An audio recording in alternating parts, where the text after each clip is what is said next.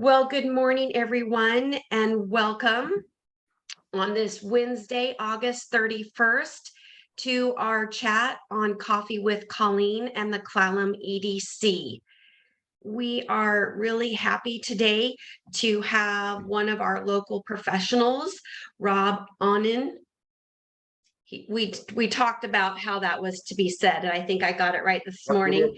He is a certified exchange specialist, and this morning he's going to be speaking on the topic of the 1031 exchange process.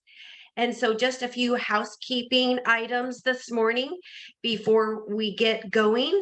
We want to make sure that everyone has put themselves on mute so we don't intermittently have any outside noise coming through on the chat. And then with that being said, if anyone has any questions, please raise your hand or put your question in the chat, because we like to make the chat interactive as much as possible this morning. And so with that being said, welcome, Rob, and I will have you take the chat away this morning. Thanks, Lori. Just brief comments about my background. I got my law degree from the University of Iowa. I founded the Pioneer 1031 Company in Boise in 1993. I retired as president in 2002 and moved here to Clallam County. I continue to represent the company, but as an independent contractor. I became a certified exchange specialist in 2003. I'll briefly explain what that entails. I'm a member of the SWIM Realtors, Port Angeles Realtors, Kitsap Commercial Brokers. I don't know that there's any organizations that I haven't joined, if asked, including a Rotary. I've been on the board of the North Olympic Land Trust. At any rate, so I'm very active in this community, and I love living here. So let me explain what the role of a qualified intermediary is. Then we'll get into a lot of other details. But first and foremost, I'm not a matchmaker. I'm not helping people look for property. That's not my role. Also, I should tell you who's not qualified to be a qualified intermediary, because this literally came up yesterday. I get a call from a real estate agent who says, Rob, my client's selling property in California. They're bringing the money here. Their CPA in California told them they wouldn't need to hire a 1031 facilitator because the CPA, could do that for him. Well, what he just did is committed professional malpractice, because the rules are very clear that your CPA cannot be your facilitator, your attorney cannot be your CPA facilitator, your lawyer all those people are not qualified to do that, because that's a potential conflict of interest. So we started the 1031 company when the IRS finally came out with what we call safe harbor rules. And that was 1992. And so we started the company the next year. Basically, what they're saying is if you follow our rules, you're less likely to be audited, or if you are audited, you're probably not going to get challenged. So that's how we got involved in the business. Now, there are several types of exchanges. Before the rules came out, there were exchanges going on. The most famous one is the Starker Exchange in Portland, where a company was selling company to a timber company, but they didn't want the money. So they just said, give me a credit, and later I want you to buy something for me. And that dragged out over a period of years, was challenged in courts, and the taxpayer won. But the IRS says, we're not going to put up with that. We need to know what's going on. So that's where the rules came out and said, oh, if you're going to do an exchange, you need to follow these rules. So now most exchanges are what we call a deferred exchange. You sell first, you hire the qualified intermediary before you close. The qualified intermediary holds your proceeds. We open up an account in your name and using your tax identification number, and then you go through the process, and I'll explain that process too. In addition to the typical deferred exchange, we're doing more now with both reverse exchanges and improvement exchanges. And that's because of the lack of inventory, or at least the perception of a lack of inventory. So now I'm having clients come to me and say, Rob, I'm not willing to sell my investment property until I know how I'm going to spend it. So what can I do? I said, well, there's a couple of things you can do. If you know what you want to buy, and if you have the financial ability to buy it without using the equity in your property that you're going to sell, then the IRS has given us rules on how to conduct a reverse exchange. And in that process, you don't initially go into title. We do. We have an exchange accommodator title holder LLC. And that's the entity that initially goes into title. And of course, again, you have to have the funds to buy it. You're probably not going to be able to borrow those funds because most banks, the minute I tell them that my client isn't going to be entitled that I am, they stop listening. They're not interested in that, even if I assure them that I can put them in a first lien position. So in the reverse exchange scenario, the clock runs backwards.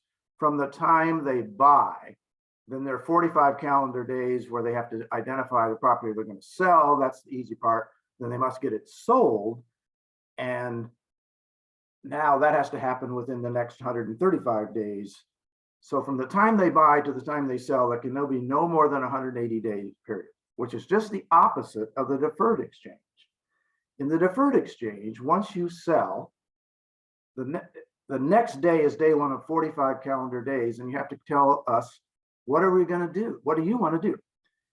And we'll give you the form and we'll ask you to fill it out. And in most cases, you're going to be under what's called the 3 property rule. And so you're going to limit your choices to no more than 3. Your first choice, which hopefully you've already been negotiating on, and then a backup plan, and a third backup plan. Once you go past 45 calendar days, if something better comes along, I can't let you buy it. The IRS will not approve that. So it's a trap. And as much as I think it's ridiculous, and I can't really explain, and I've been doing this 30 years, I can't really explain why they ever came up with that rule. It was a political compromise of some sort. It's rigid. If you miss it by a day, you are dead in the water. So that part is rigid. So the other exchange that we're doing now is said, well, Rob, I want something built and then I want to buy it. I said, okay, well, we can do the same thing. In this case, instead of the reverse, you sell your property. I've got your property, your proceeds in a 1031 bank account. And now you say, okay, I want this land. And so I take some money out of your account and I buy that land. But again, I put it in our name, not your name. And then I have the rest of your money and I can distribute that much like a construction loan. And so now you get it built. But again, you have to have it all done in your certificate of occupancy within 180 days. That can be a challenge. Supply chain problems, permitting issues. That is a more risky proposition.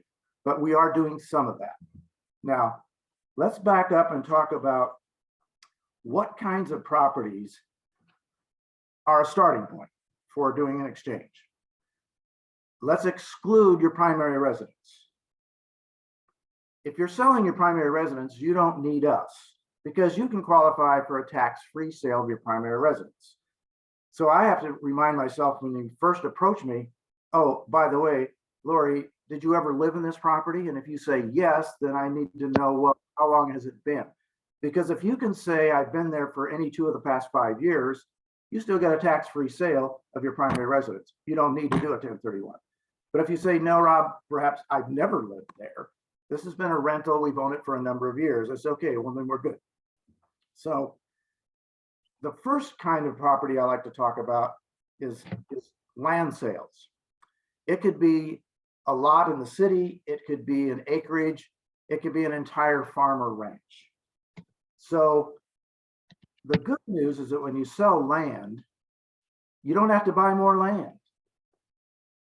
I like to say the property you buy as replacement does not in any way have to resemble the property that you sold. So that just blows away the whole like kind trap. It's very liberal. Any property that you've held as an investment or any property you've used in your trade or business is a starting point. Any property you choose to buy as an investment or use in a trade or business can be your ending point. So land sales are great because in many cases, people own them free and clear. And it can be then a great down payment on an interest producing property. So that's one thing and I'm a farm boy from Iowa. So when I help a neighbor sell a farm, that's really a home run because if they still live on the farm, then the house where they live and the land, which we call the grove immediately around the house, that's primary residence, that's tax-free. All the tillable acres, that's 1031 property. And in a typical, let's say 160 acre farm, which I recently did, well, we got $10,000 an acre, so you can do the math. So 1.6 minus maybe 300,000 for their home. Well, all the rest of that is now eligible to reinvest. And it doesn't have to be in land. And that's a crude estate planning opportunity, because what we do then is say, okay, Matthew, how many children do you have? And you say 3. And I say, do you love them the same? And then they laugh. And I say, okay, well, here's what we can do. We can take that pool of money, the 1.3 million, let's make it 1.2, it's easier for my math. Let's think of that in terms of $400,000. Let's buy 3 different $400,000 properties. Let's buy them where your adult children live. Let's make them the property manager. You and your wife are going to inherit, or you're going to get all the proceeds as rent. And then through your trust and estate plan, you can leave those properties to those 3 kids. So that's just a tool that I've used with farm families. Rob? Yes. Just so everyone has some context and background with the 1031 exchange, because I know that have not always been familiar with it. Basically, it's an internal revenue code, section 1031, correct? And what is the purpose of it? I'm understanding that it's to defer the recognition of capital gains. Is that correct? It's more than that, but thanks for asking. The reason people do exchanges is because if the property has gone up in value and they sell it outright, there's a 25% tax on all depreciation claimed or that could have been claimed or should have been claimed. So that's the first bite. The second bite is the capital gains tax. For most clients, that's 15%. Could be as high as 20, and in rare instances, it could be as little as nothing. In addition to that, there's a 3.8% tax to help pay for the Affordable Care Act. So my typical client is going to save, probably averaging 20% of all of that gain. So that's what would happen in an outright sale. So the whole point then is to defer that tax. And in most cases where we're talking about individuals as opposed to corporations and partnerships and other entities, when they pass away under our current laws, with the stepped up basis, those kids that had just inherited from Matthew, they'll never pay tax on his gain. And if they sell it immediately, there'll probably not be any tax liability at all. If they continue to hold on to it, then as it goes up in value, they'll have the same challenge to either sell it outright and pay tax or to do an exchange. So thanks, Lori. That's the reason people do this. So we've talked about selling land. My bread and butter here in Clallam County, single family rentals. That's the typical sale. I don't get involved in a lot of businesses like I did in Idaho. In Idaho, I represented Albertsons. I represented Winco. We did all of those large sales. Those are fun, but I'd rather deal with real people and help them avoid paying taxes on their hard-earned money. So single family renters are the most common. Duplexes, both owner-occupied and non-owner occupied. If we have a owner-occupied duplex, then we really have conceptually 2 sales. The unit they live in, that's their primary residence, we get tax-free money. The unit that they're renting, that's the 1031 opportunity.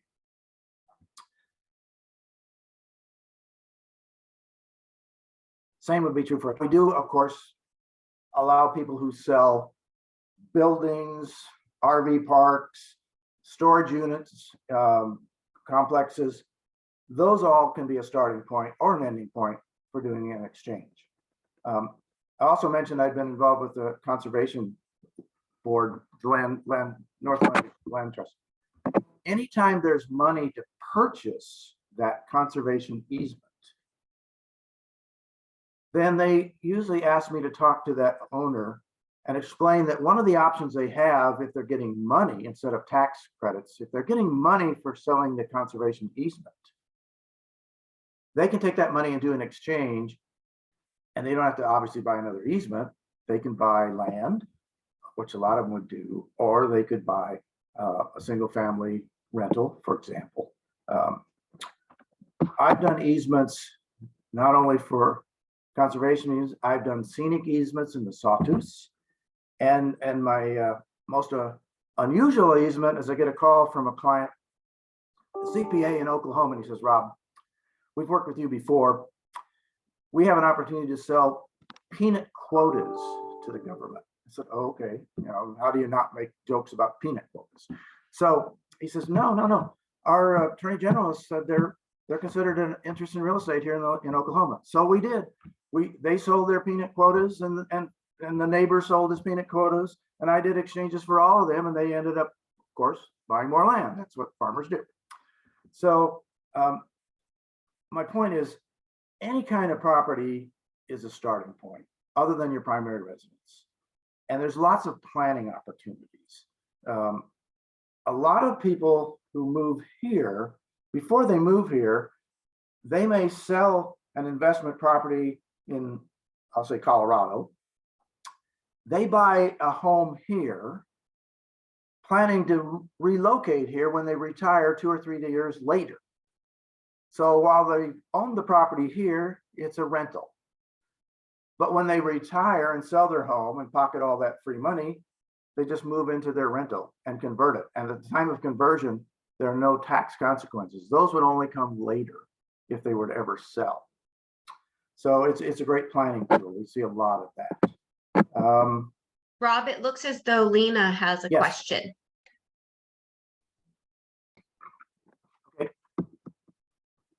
Hi, Rob. I have Hi.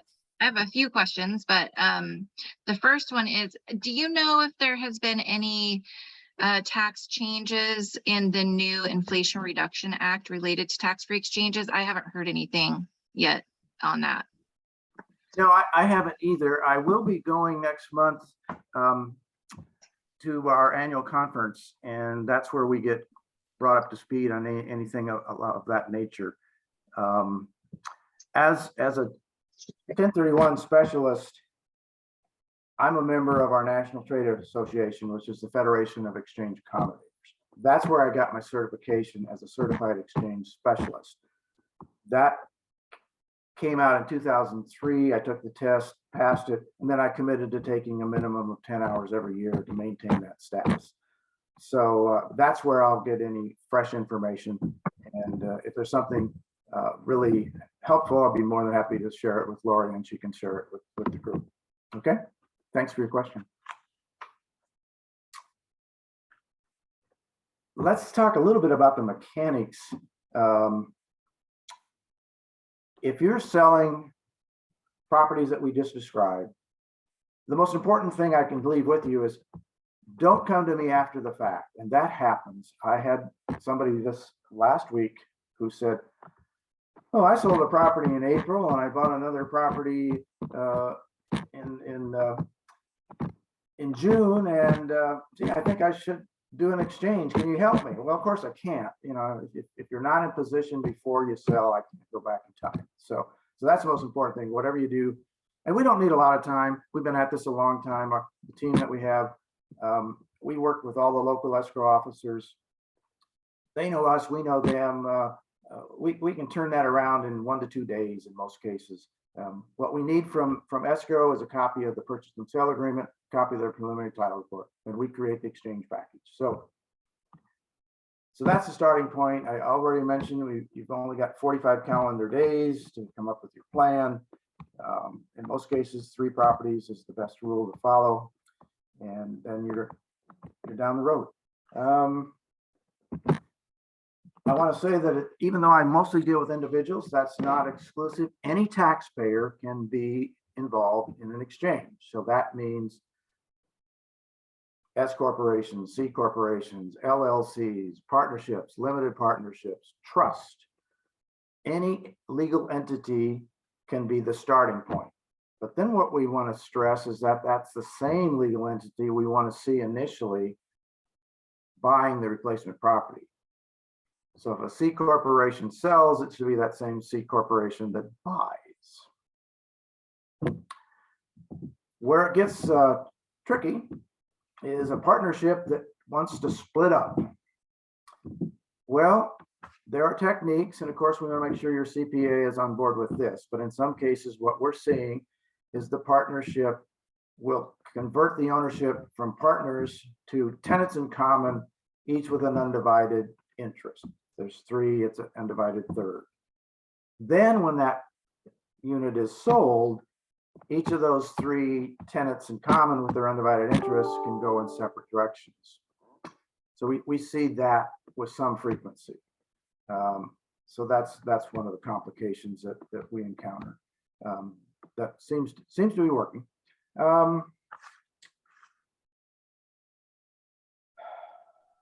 Rob, can you answer this question? The impounded funds that are on hold, Yes. can those be used for any of the closing costs? Yes. Virtually all the closing costs, including our fee, will come out of the proceeds of that sale. The same will be true on the other end. They will be used to pay closing costs on their purchase. So yes. Okay. Right. And then when may the exchanger receive those monies from the exchange? Is there a time frame? Well, if they're going to buy property, then of course we've got to spend them before the 180 calendar days runs out. But let's say they only buy one property and they've identified three. But the property that they buy only uses the bulk of the money. So now let's say there's $50,000 left in rest on property one. Well, we can't release the 50,000 until the 180 days expires because they still have the legal right to buy property two or property three. Mhm. And we want to make sure they know that up front so that they're not counting on getting that money right away. The other thing is that an ideal exchange will do three things, which I print on the back of my business card. Number one, they should buy property of equal or greater value. I'll now define that as net sales price.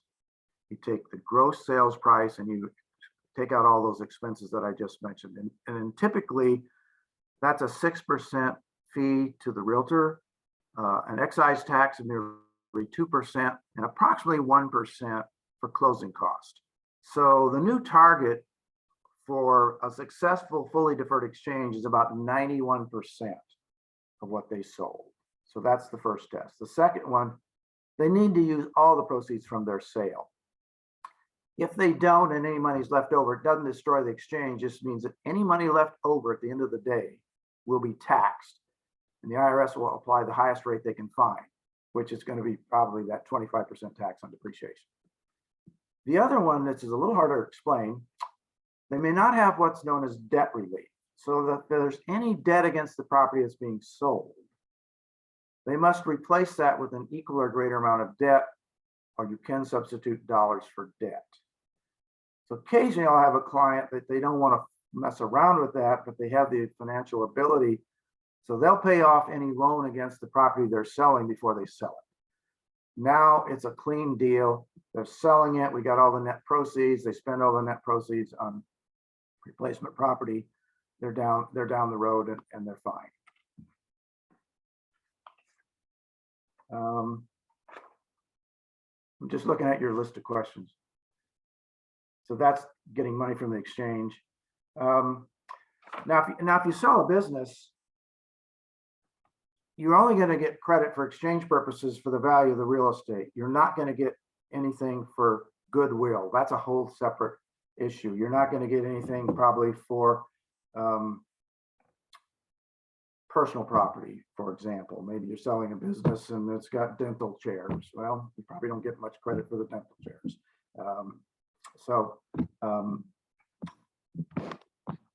That's, I just want to make sure that all you people out there who own businesses, and I recognize several of you, when you get to that point in time when you sell your business, to the extent that you own real estate, we can help you with that. To the extent that you're selling your customer list, things of that nature, that's a whole different issue.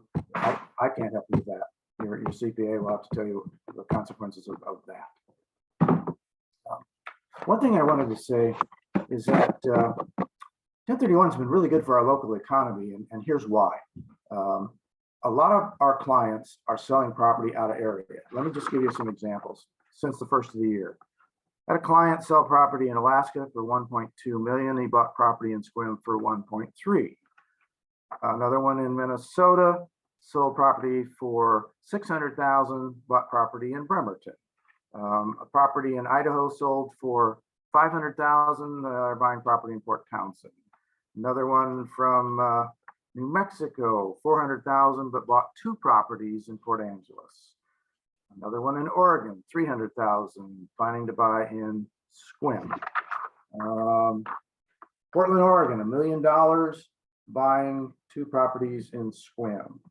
Last one, property in Montana, 500,000, planning to buy 2 properties here in Clallam County.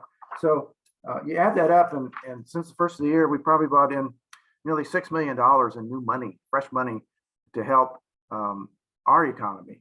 That means the realtors earned commissions. That means excise taxes got paid.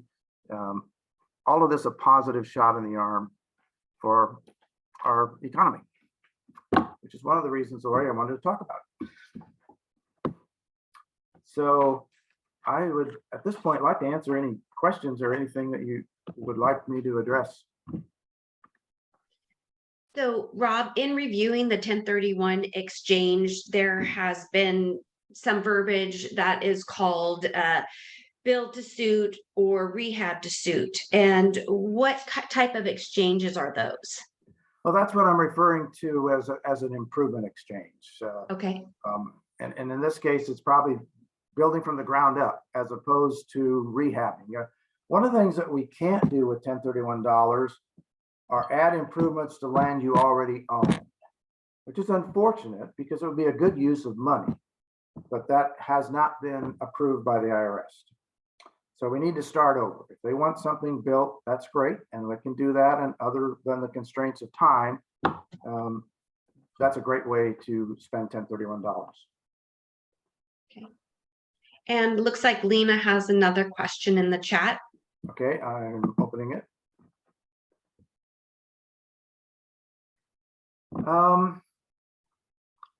The question is, can you do anything in self-directed 401ks? The short answer is yes, but the longer answer is I don't think it makes sense. The reason I say that is you're never really going to get capital gains treatment. Ultimately, I mean, you might trade property A in your 401k for property B, but ultimately when you take the money out, it's going to be taxed, unless it's Roth, it's going to be taxed as ordinary income rates. So you've lost the capital gains treatment. So to me, that's just not a great use of funds. You know, there might be specific instances to a person why that makes sense for them and they're willing to forego the capital gains treatment, but that's why I've generally not found that to be a common practice.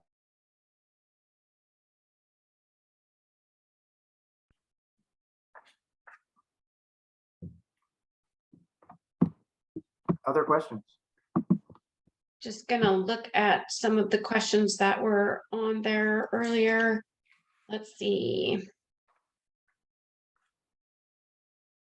I think you kind of answered all of those. And yeah, go ahead. Does anyone else have a question on the call? Has anyone had an experience? Oh, Randy Johnson has a question. Thank you, Randy. Yeah, thank you, Rob. It helps remind me of a lot of things. What do you do? You know, some of us have some esoteric kinds of things like windmills, you know, generate power, right? Yeah. Would those be eligible? I guess, you know, most of the value is going to be in the windmill with a little bit related to land.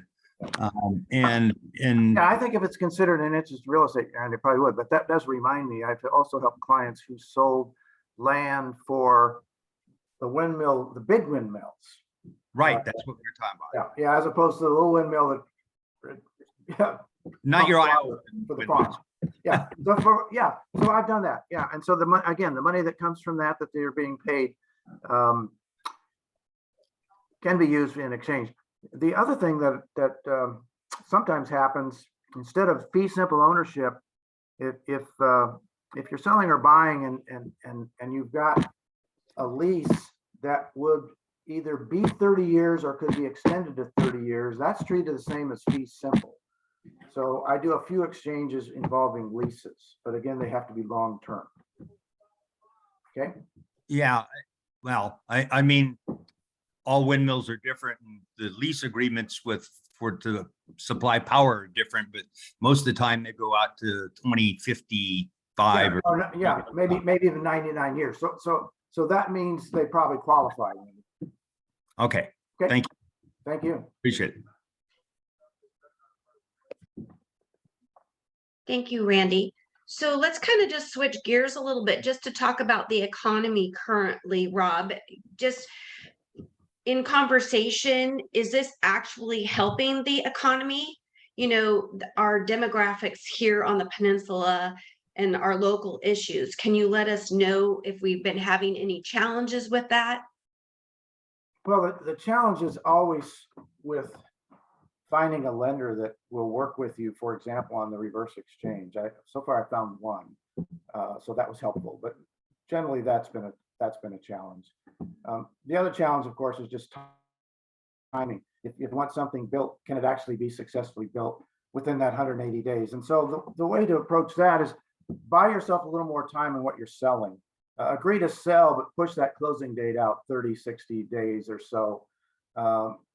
Because then that clock doesn't start until you actually sell.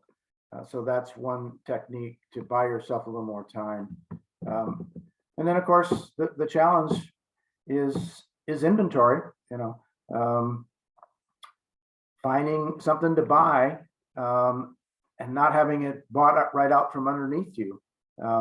That's where it's best to be a cash buyer. And a lot of my 1031 clients, they are cash buyers, or when they realize what they have to do, they have the financial ability to pay off the loan before they sell so that they become a cash buyer. So those are the things that we see out there, Lori. Oh, I see somebody else with a hand up. Lena. Thank you for being here. I really appreciate the information. Another question I had is there an opportunity to use an opportunity zone credit with a tax-free exchange? Have you experienced that at all? Thank you. That's been used as an alternative. If the exchange is heading for failure, then these economic opportunity zones become a great opportunity as an alternative to the 1031. So they kind of work opposite each other, but they certainly complement each other. But thanks.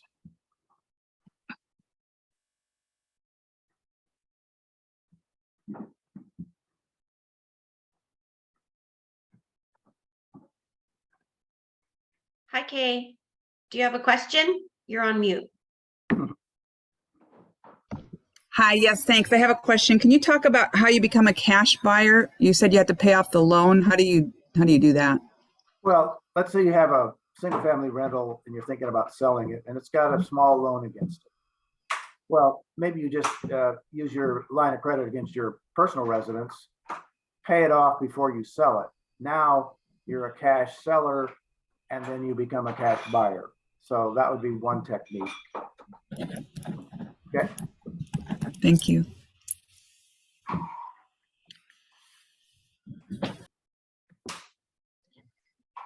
And then Rob, could you explain again unless I missed that part, can you live in a 1031 exchange property after 2 years? Is there a limit? That's been the common rule. It's nothing hard and fast. The IRS wouldn't be giving us that much help, but the comfort level is you buy a 1031 property with 1031 proceeds with the intention of someday living there. So what most of the CPAs want to see are 2 tax year filing for the first year you bought it as a rental, another full year filing as a rental. Then after that, if you decide you want to use it as a second home or even as your primary residence, we see that happening all the time. And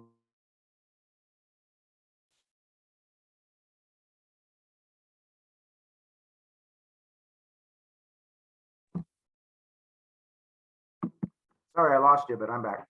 Yes, we missed that part. You said we see this all the time and you cut out. So Oh, I don't know what you Well, were. you know, I see it as a common strategy for people, like I said, either want to relocate here or just simply maybe they want to downsize. And so they use 1031 dollars to buy their ultimate target home or their ultimate target second home. And after that 1.5 to 2 year period, they move in and we're not aware of any problems at that point in time. The problem, if there is one, will come later if they sell it outright. Then there'll be, the longer they live there as their primary residence, the more that it will qualify for some tax-free treatment, but there will be some tax that will tag along behind them. There's a formula for that. And the longer you're there, the smaller the tax. But it never fully goes away unless you die. That's a tough one. That we call that the Dr. Kevorkian exchange. So don't recommend it. So Rob, how do you track the basis for the tax-free exchange? So let's say they do a tax-free exchange and then 2 years later, the situation changes and they decide to sell it. How is that basis calculated for the ultimate gain at the end? Yeah. The original basis in the property that was sold transfers into become part of the basis for the new property that they bought. And then of course, as it goes up in time, that's a factor. Improvements are a factor, and that's a question for their CPA. And I can't give that kind of advice, even though I'm asked about it all the time. I'm prohibited from giving legal and tax advice, and everything I do has legal and tax consequences.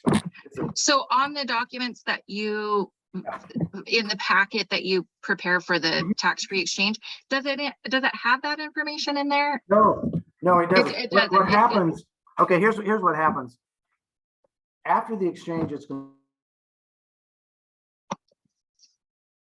is the answer to your question. Form 8824 then calculates the new basis. So that's the job of the CPA, but that's what will happen. You'll have an 8824 as part of your tax filing, and that will include those numbers. Okay. And don't refer to it as tax-free. It's tax deferred. I have a whole book that was written about tax-free exchanges. They're not tax-free. They're tax deferred. Let's not confuse everybody.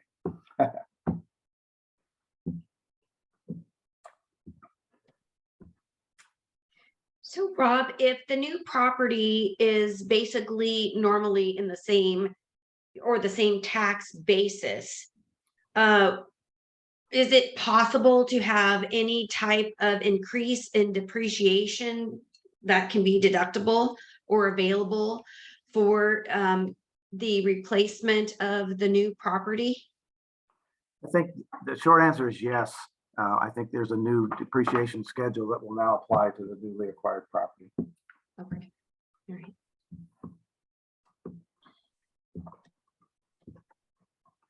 Has anyone on the call today ever had an experience with the 1031 exchange and would like to share that?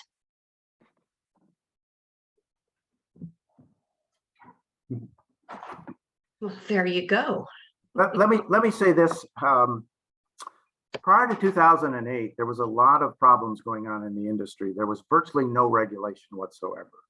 And there were some major defalcations around the country.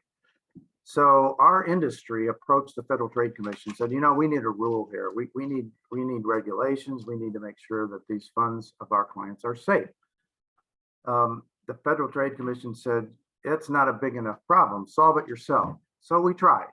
And so I was part of part of a team that went into Iowa, Idaho, and Washington, where I practiced it.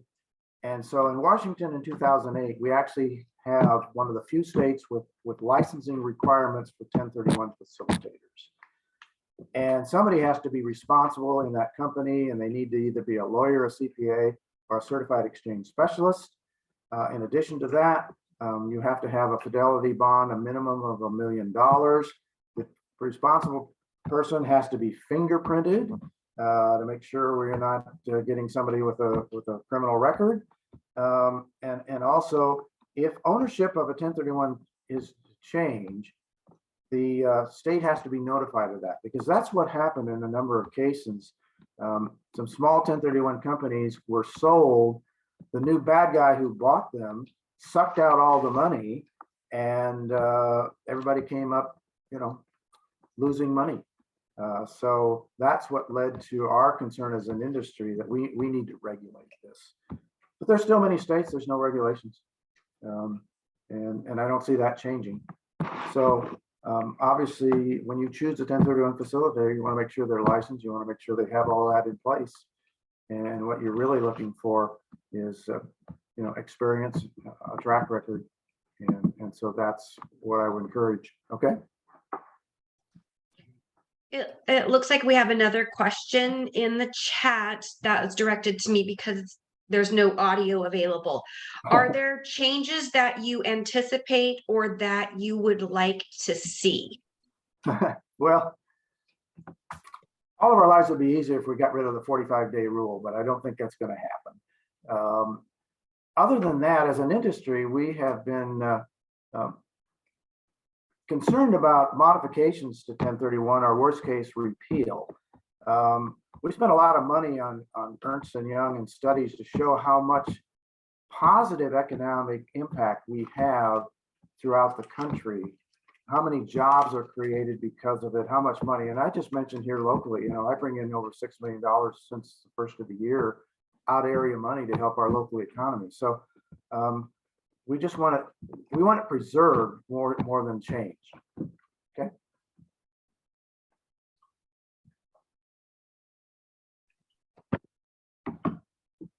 So I have entered Rob's information, his email, in the chat. And I know that Rob, does offer, if I'm not mistaken, free consultations over the phone or in person.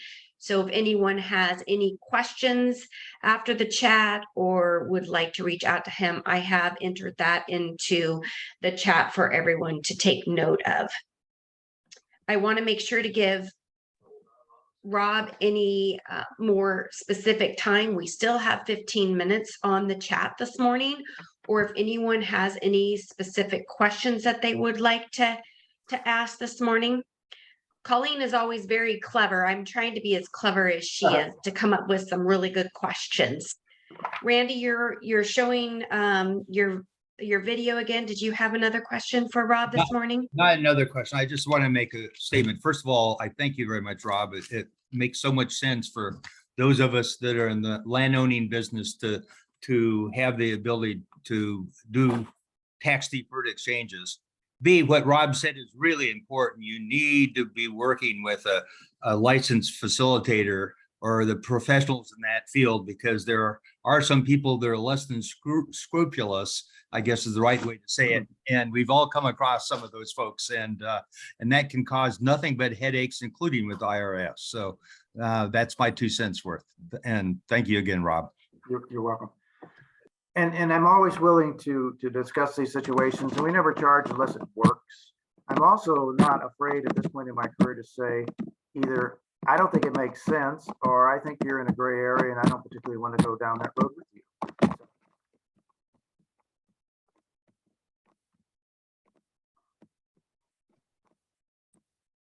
Lena? And I'll just add that Rob and I have actually worked a few times with a few clients on tax-free exchanges. And as a tax preparer, what I run into is a lot of clients that are saying, hey, can I do a tax-free exchange? But the biggest issue is you can't do it after the fact, as Rob mentioned. And also keeping track of your tax basis in your property, whether it's your primary residence or any investment property, is very important. So you need to know how much you actually invested in the property with all of the upgrades and repairs, as Rob alluded to, because that's going to be your beginning basis, no matter if you have a tax-free exchange or not. So the timing is so important. And most of the time when I have a client that is asking about a tax-free exchange, I send them to Rob Rob's direction, because he's the professional related to that. And just knowing that the money cannot be in your own personal hands until after the exchange is done. That's my 2 cents. So thanks, Rob, for being here. You're welcome. Yeah, it breaks my heart for somebody who calls me and they closed last week and I can't help them. I mean, that's unfortunate. Sometimes I help them the same day. I was doing an exchange in Boise. I was representing a person, a veterinarian, and he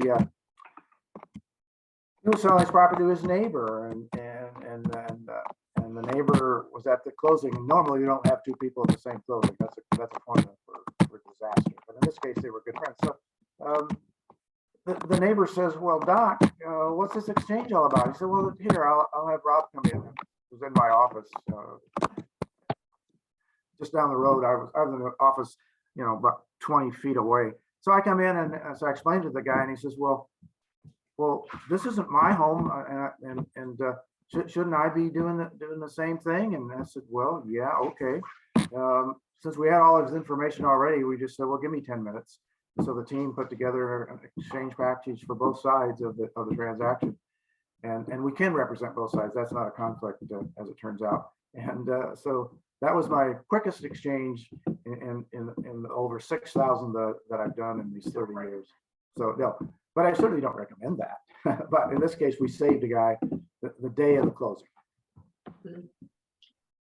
Well, Rob, I truly understand the value of this, as we personally did not do the 1031 exchange. And when you talk about tax repercussions, it could be heavily weighted on you and taking the money instead of doing the exchange. So really paying attention to the timelines is very important. And I know that you have a high level degree in this area, and that you are a very, very capable professional. And I love how you make things clear and easy. And it sounds like you've been very successful in this space. And I really appreciate having you on the call this morning. It's been very informational, and there were a lot of very good takeaways. And so I see Lena is back showing her face. She always has a question when that happens. So I just want to make sure I don't miss it. One other thing, does it matter if it's a short-term sale versus, if somebody has held property less than a year, Okay. does that affect the ability to do a tax-free exchange? Well, I think it does, although as you probably know, there's not a clear definition of what the holding period should be. But because the definition of long-term capital gains is at least a year and a day, I'm uncomfortable if somebody is selling a property that they haven't owned for at least a year and a day. I'm not saying I wouldn't do it, and I would want to talk to their CPA as why are we even entertaining this? Why can't we wait? Why can't we sell that but delay the closing until they've held it for at least a year and a day? So again, that's just my comfort level based on my years of experience. Okay, yeah, the topic came up with a client, and what they haven't held the property for a year, and it would be a taxable event if they sold it, but they can get so much more right now for the real estate that you have to weigh out. Doesn't make sense to sell and pay the tax, or Or wait. so it was a last minute thought. I wonder if we could do short term, but it needs to be a long-term gain. I think so. Yeah. Okay. You just be in a higher risk of audit. Now I can say I've only had 2 audits in my 30 years. And the first one is that client that I shouldn't have taken in the first place. Turned out he was a tax protester in northern Idaho, probably a member of the Aryan Nations. And had I known that, I just simply would have hung up. So he got audited like he should. But the second one was a rancher in Twin Falls. And that was a good experience because it was early in my career, and he passed with flying colors, and our forms passed and our procedures passed. So I was really glad, frankly, that we did get tested early on. Made me feel more comfortable about what we were doing. My point of this is that there's not a high likelihood that any of our 1031 clients are ever going to be audited. Pretty low probabilities.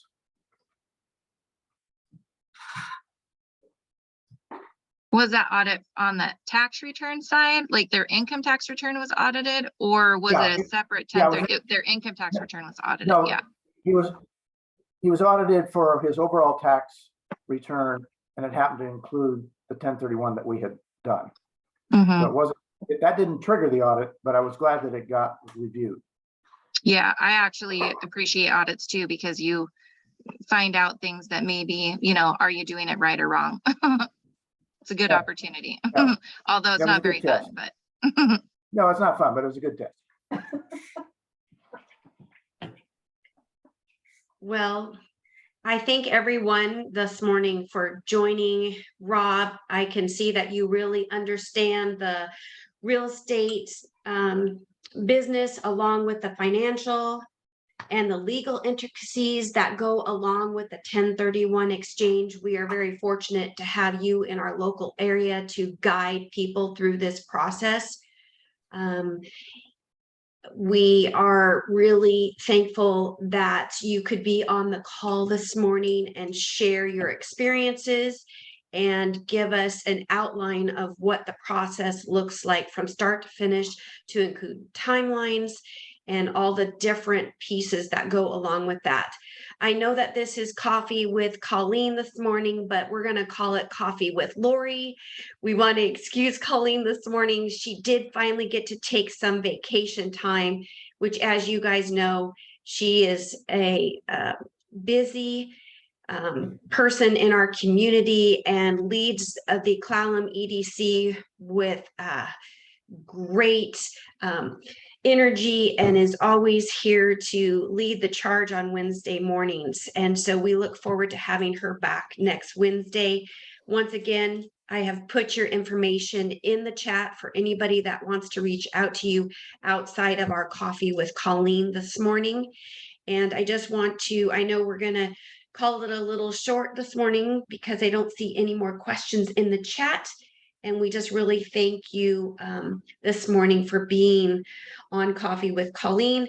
We hope everyone has a really great holiday weekend. It looks like the sun is going to continue to shine on the Olympic Peninsula. And, happy Labor Day to all. Thank you. Thank you.